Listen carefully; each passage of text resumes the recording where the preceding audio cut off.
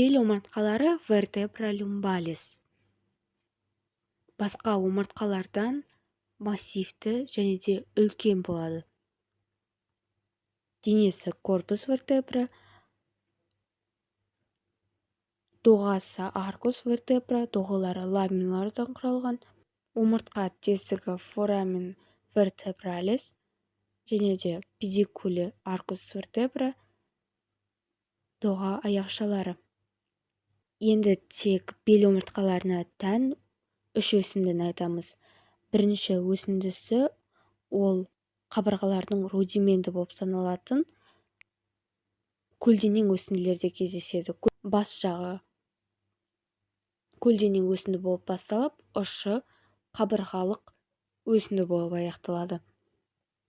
Келесі оның көлденең өсінділердің артындағы қосымша өсіндісі процессус аксессориус. Қабырғалық өсіндісі процессус гасталис деп аталса, оның артындағы өсіндісі процессус аксессориус деп аталады. Буындық өсіндіде орналасқан келесі өсінді процессус мамиллярис, емізікше тәрізді өсінділер. Олар буындық өсіндінің жоғарғы бөлігінде орналасады.